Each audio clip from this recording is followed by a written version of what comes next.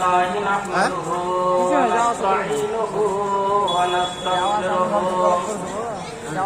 ونؤمن به ونتوكل عليه ونعوذ بالله من شرور أنفسنا ومن سيئات أعمالنا من يهده الله فلا مضل له ومن يضلله فلا هادي له وأشهد أن لا إله إلا الله وحده لا شريك له وأشهد أن محمدا عبده ورسوله أما بعد فأعوذ بالله من الشيطان الرجيم بسم الله الرحمن الرحيم يوصيكم الله في أولادكم للذكر مثل حظ الأنثيين قال النبي صلى الله عليه وسلم من رفع ميراثا وارثه رفع الله ميراثه إلى الجنة يوم القيامة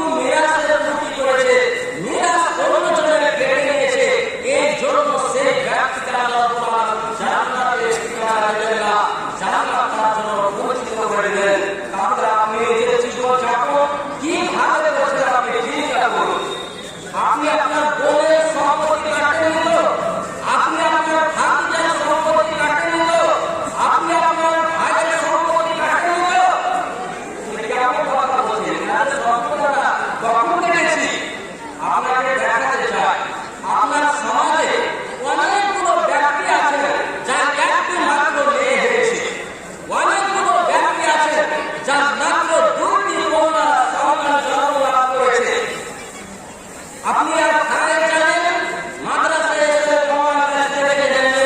যে যদি কোনো পুরুষের একটা মাত্র মেয়ে হয় তাহলে সে সম্পূর্ণ ভাগ তার অর্ধেক অংশ পাবে, অর্ধেকটা অন্যদিকে চলে যাবে। অন্যদিকে বলতে তার ভাই আছে, ভাই পেয়ে যাবে, তার ভাইয়ের ভাতিজা আছে, ভাতিজা পেয়ে যাবে। যদি কোনো ব্যক্তি দুইটা কন্যা হয় তাহলে তার বংশকে 3 ভাগ করে 2টা ভাগ সে 2 কন্যা পাবে, বাকি অংশটা তার ভাই কিংবা ভাতিজা পাবে। এইভাবে অন্যদিকে যাবে। অথচ আমরা এত চালাক চতুর পুরুষ যে আমার নিজস্ব অংশ আমার মেয়েকে পরিপূর্ণ আমি দিয়ে দেবো, আমার ভাতিজাকে দেবো না। এই জন্য আমরা রেস্টের অফিসে যাই, যাওয়ার পর অর্ধেক অংশটা আবার সে মেয়ের নামে তো অর্ধেক পাবে, আবার অর্ধেক যেটা আমার ভাই পাচ্ছিল কিংবা ভাতিজা পাচ্ছিল সেটা আবার মেয়েকে দিয়ে দিলাম, পূর্ণ সম্পর্কে দিয়ে দিলাম। তাহলে এটা আপনি ভাইয়ের অংশ মানলেন, আপনি যারা অংশ মানলেন এই ভাবে যদি আপনি অংশ নেবেন তাহলে আপনাদের জাহান্নামে যেতে হবে, জান্নাতের নিবাস কেটে গেল। এটাই বলছেন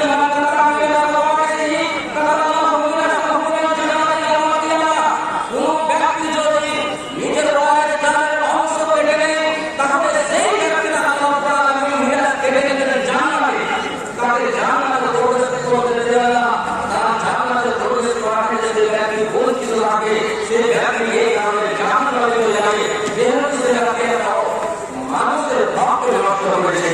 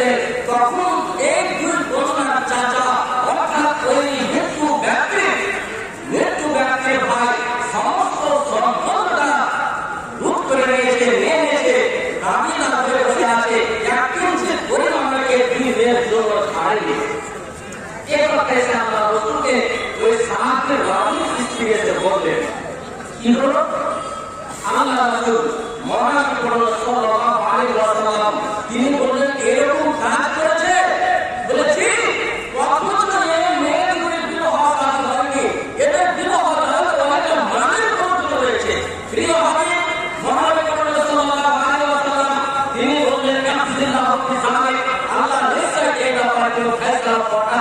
তুমি অপেক্ষা করো,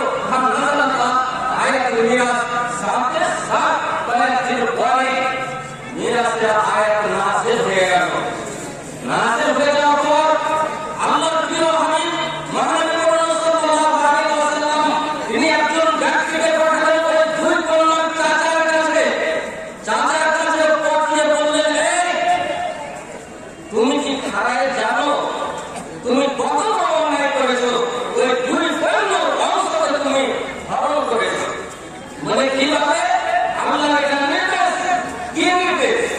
তিনি বললেন, আজকে তুমি দিয়ে দাও একটা সাত সরু সাই, এই যে সাতের দুজন কন্যা রয়েছে এই দুজন কন্যাকে পূর্ণ মা থেকে দুই ভাগে 3 ভাগ করে 2 ভাগ দিয়ে দাও এবং এক করো ওয়াতে এবং এই দুই কন্যা এই যে মাতা রয়েছে অর্থাৎ মৃত্যু ব্যক্তির স্ত্রী রয়েছে তাকে 8 ভাগের 1 ভাগ দিয়ে দাও। তারপরে তোমার বাকি খাওয়া তারপর যদি মা যেটা অবশিষ্ট থাকলো সেটা মা তুমি পাবে।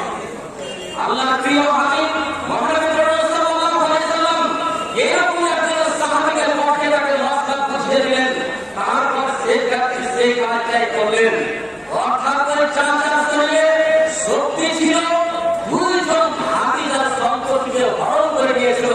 আজকে আবার আমরা কি করছি, সেটা আমি বললাম আপনাকে, যে করুণা বাপু আজকাল খুব চতুর চালাক, যারা ভাইকে যারা আমার মৃত্যু পর না, এটা হতে পারে না, আমার ভাতিজা পেয়ে যারা আমার মৃত্যু পর এটা হতে পারে না, সম্পূর্ণ মানটাকে আবার ওই মেয়ের নামে করে চলে আসছিল রেজিস্ট্রি অফিস থেকে।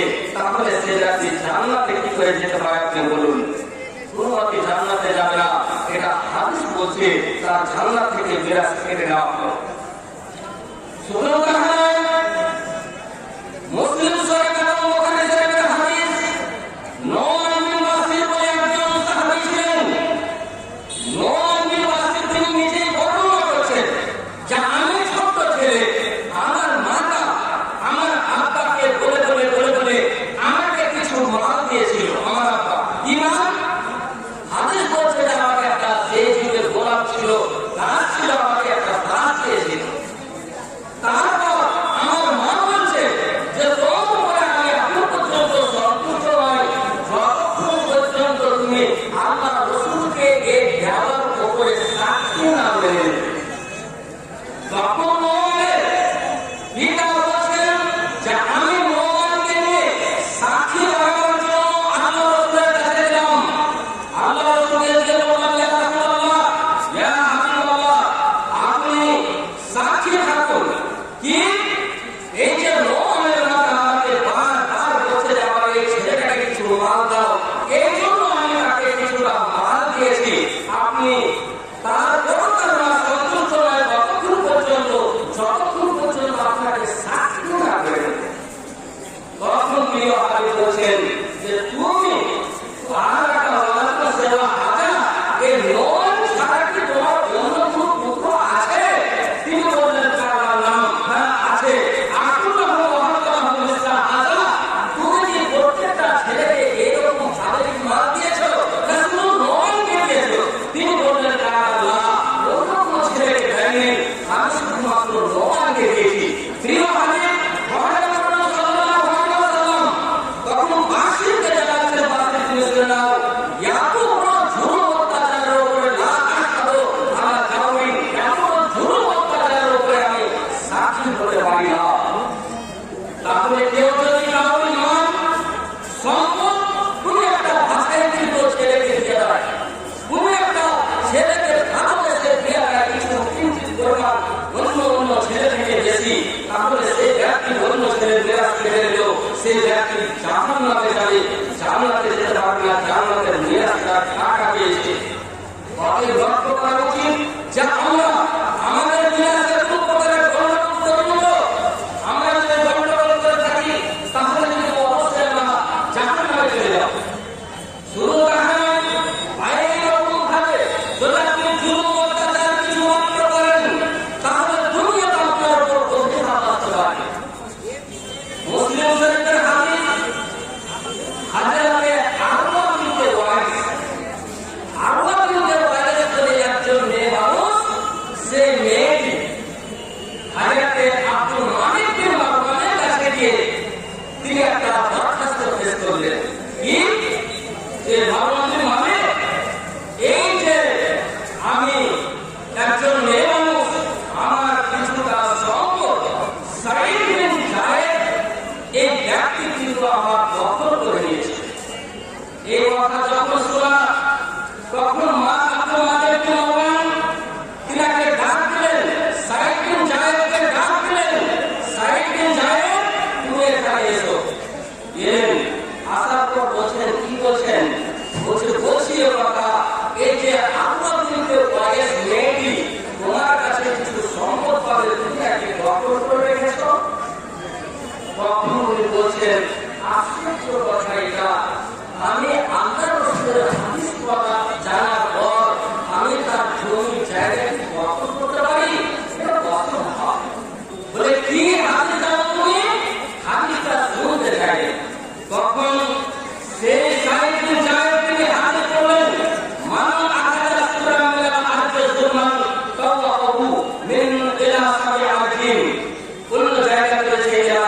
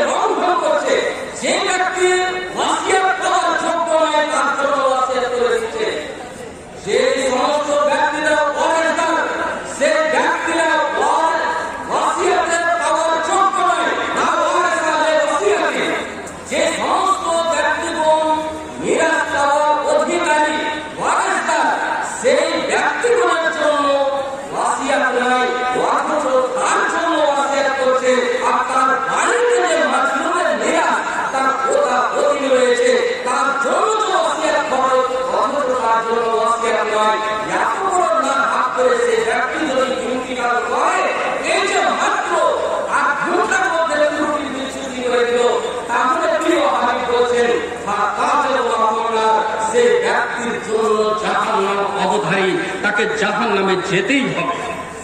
তাহলে আপনি চিন্তা করেছেন, আপনি ভেবেছেন যে আমি আল্লাহর আনুগত্যশীল হয়ে নামাজ, রোজা, হজ, যাকাত ইত্যাদি নিয়ম নীতি মেনে আমি জীবনযাপন সারা জীবন ধরে করলাম, তাহলে জান্নাত কেন পেলাম না? আপনি এই জন্য পেলেন না যে আল্লাহ রাব্বুল আলামিনের নিয়ম এনেছেন বটে, কিন্তু হুকুকুল ইবাদ এর মধ্যে আপনি খুবই ত্রুটি বিচ্যুতি করলেন, আপনি মিরাজকে কেটে নিলেন। আল্লাহ রাব্বুল আলামিন সেহেতু বলে দিয়েছেন যে সে ব্যক্তি জান্নাতের ওয়ারিসদার হতে পারবে না, অতএব আপনাকে জাহান্নামে যেতেই হবে। এটা আপনার জাহান্নাম আপনার জন্য অবধারী, আপনি কোনো অতীতের ত্রাণ পেতে পারেন না। শুধু তাহা নয়, সাদ বিন আবি ওয়াক্কাস বলে একজন সাহাবী, তিনি যখন মক্কা জয়লাভ হয়, মক্কা 8 হিজরিতে জয়লাভ হয়েছিল, সেই সময় সাদ বিন আবি ওয়াক্কাস তিনি বলছেন, মারিস তো আমি অসুখে পড়ে গেলাম, আমি এমন ভাবে অসুখে পড়ে গেলাম যার কারণে আল্লাহর প্রিয় হাবিব মহানবী পড়লেন সাল্লাল্লাহু আলাইহি ওয়াসাল্লাম আমাকে দেখার জন্য এলেন। ফাআতানি ইয়াউদুনি, আল্লাহ রাসূল আমাকে দেখার জন্য এলেন। আসার পর আমার যতটা সেবা শুশ্রূষা করার দরকার সেটা করলেন। আমি হুজুরকে জিজ্ঞাসা করলাম অসুখ অবস্থায়, ইন্না লি মালান কাসীরান ওয়া লাইসা ইয়ারাসুনি ইল্লা ইবনাতি আফা উসিবে মালে কুল্লিহি। আল্লাহ রাসূল, আমি আনসার ব্যক্তিদের মধ্যে আমি একটা ধনী ব্যক্তি, আমার অনেকগুলো মাল রয়েছে, কিন্তু মাল থাকলে কি হবে, আমার তো অন্য কোনো ওয়ারিসদার নাই, মাত্র আমার একটি কন্যা, মাত্র আমার একটি কন্যা, একটি কন্যা এ হচ্ছে ওয়ারিসদার, বাকি আলে অন্য কেউ ওয়ারিসদার নাই। অতএব এই সমস্ত মালটাকে আমি আল্লাহর রাস্তায় দিয়ে দিতে পারি? প্রিয় হাবিব মহানবী সাল্লাল্লাহু আলাইহি সাল্লাম তিনি বলছেন, লা, চলবে না স্যার, চলবে না, তোমার এতটা মাল তুমি আল্লাহর রাস্তায় দিতে পারো না, তোমার মাল হবে কি? তিনি আবার জিজ্ঞাসা করছেন, ইয়া রাসূলুল্লাহ ওয়াসলুসাইন, যদি মালকে 3 ভাগ করে 2 ভাগ আল্লাহর রাস্তায় দান করে দিই? বলে না, চলবে না। তিনি আরো বললেন, সাতর, যদি আমি অর্ধেকটাই আল্লাহর রাস্তায় দিয়ে দিতে চাই, আল্লাহর রাস্তায় আপনি চিন্তা করুন, হকদারকে মেরে যদি আল্লাহর রাস্তায় দেন তবুও পরিত্রাণ নাই। তিনি এটাই বলছেন যে আমি আল্লাহর রাস্তায় দিয়ে দেবো ফি সাবিলিল্লাহ, তো চলবে কি? হুজুর বলছেন না, চলবে না। তাহলে ফাসলুস, হুজুর 3 ভাগ করে একটা ভাগ দিতে চায়, চলবে?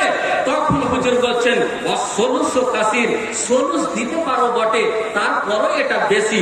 তার মানে তোমার পরিপূর্ণ মালটাকে 3 ভাগ না করে 4 ভাগ 5 ভাগ করে যদি একটা ভাগ দাও, তাহলে এটাই উত্তম হবে, ওটা উত্তম নয়। তাহলে চিন্তা করেছেন, নিজের মাল হওয়া সত্ত্বেও সে আল্লাহর রাস্তাতে দিতে পারে না। হুজুর তাই কি বলছেন, যে তোমার একটা বেটি হতে হলে হবে কি, তাকে মিরাজ দিতে হবে এবং এই কাজ করতে হবে। কি কাজ? তুমি যদি তোমার ওয়ারিসদারকে, যদি তুমি ধনী রেখে যাও পৃথিবীতে, তাহলে এটাই উত্তম, তোমার ওয়ারিসদারকে পৃথিবীতে গরিব ছাড়া থেকে, গরিব ছেড়ে যান না, বরঞ্চ বংশ রয়েছে, আপনার সম্পদ রয়েছে, ওয়ারিসদারকে দেন, এটাই হচ্ছে ন্যায্য বিচার। হকদারকে হক দেন, মিরাজ যারা পাবে তাদেরকে মিরাজ দেন, এটাই হচ্ছে শরিয়াতি আইন। অতএব আপনি শরিয়াতের আইনের উপরে কিঞ্চিত পরিমাণ হস্তক্ষেপ করতে পারবেন না। তারপরে প্রিয় হাবিব বলছেন যে তুমি যদি তোমার মালকে আল্লাহর সন্তুষ্টি লাভের জন্য খরচ করে থাকো, তাহলে তোমাকে উজেরটা, তাহলে তোমাকে নেকি দেওয়া হবে। যদি তুমি তোমার খাদ্যটা, লোকমাটা তার ফায়লা জাহান্নামে চলে যেতে হবে। তাই প্রিয় হাবিব মহানবী সাল্লাল্লাহু আলাইহি সাল্লামের ওই হাদিসটাই আমি বলবো সব সময়। প্রিয় হাবিব বলছেন, ফাইন্না দামাকুম ওয়া আমালাকুম ওয়া আরাদাকুম আলাইকুম হারামুন কা হুরমাতি ইয়াউমিকুম হাযা ফি বালাদিকুম হাযা ফি শাহরিকুম হাযা। প্রিয় হাবিব মিনার মাঠে ইয়ামুন নাহারে জিলহজের 10 তারিখে তিনি লম্বা ওয়াজ করতে বলে দিয়েছিলেন এই কথা। শোনো মুসলমান, তোমরা এক অপরের খুন নিও না, এটা হারাম। এক অপরের তোমরা মাল নিও না, এটা হারাম। তোমরা এক অপরকে অপনিন্দা করো না, এটা হারাম। কেমন ভাবে হারাম? প্রিয় হাফেজ বললেন, যেই রকম এটা মিনার মাঠ হারামের মধ্যে আছে, হারাম মাসের মধ্যে আছি, হারাম দিনের মধ্যে আছি। তাহলে হারাম দিনের মধ্যে কতটা হারাম আপনি চিন্তা করুন। হারাম মাসের মধ্যে কত শক্ত হারাম আপনি চিন্তা করুন। হারাম শহরের মধ্যে কত শক্ত হারাম আপনি চিন্তা করুন। তাহলে এত বড় যদি হারাম হয়, তাহলে আপনি অন্য মানুষের আপনি খুন নেবেন, এটা হারাম। অন্য মানুষের আপনি অন্যায় ভাবে জুলুম অত্যাচার করে মাল কেটে নেবেন, এটা হারাম। পরের মিরাজ কেটে নেবেন, এটা হারাম।